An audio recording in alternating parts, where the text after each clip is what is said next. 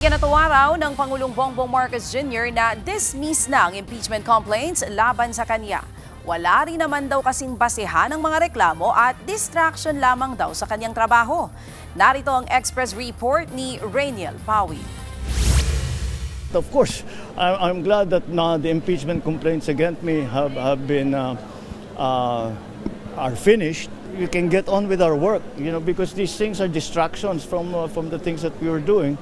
Yan ang sentimiento ni Pangulong Bongbong Marcos sa pagbasura ng House Committee on Justice sa inihayang impeachment complaints laban sa kanya. Kahit nang lumabas daw ang mga reklamo, kumpiyansa raw ang Pangulong hindi ito uusad.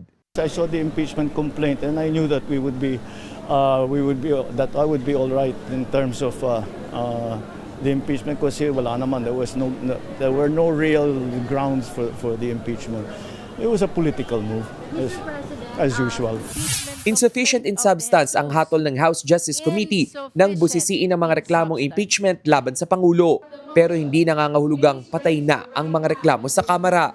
When taken up in the plenary and when reversed by at least 1/3 of all the members, the Committee on Justice will be constrained to come up with an articles of impeachment in view of that reversal. Samantala, natanong din ng Pangulo sa dalawang impeachment complaints na isinampa laban naman kay Vice President Sara Duterte. I have no reaction. Hindi ko trabaho yan. Trabaho ng House. Pabayaan mo sila magtrabaho. I'm sure they will handle it properly. So let's let them do their jobs. Sinabi yan ni PBBM sa pangunguna niya sa groundbreaking ng College of Allied Health Sciences Building ng pamantasan ng lungsod ng Maynila ngayong araw. Bahagi raw ito ng pagpapaigting ng administrasyon sa public medical education.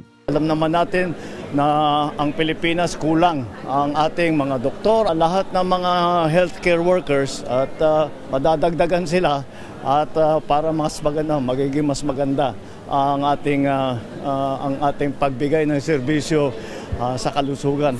Present din ng Pangulo sa oath-taking ng halos 3,000 newly promoted teachers at school heads ng DepEd-NCR. Paraan daw ang promosyon ng mga guro para mapaigting ang tamang edukasyon sa mga paaralan na makatutulong sa kaunlaran ng bansa.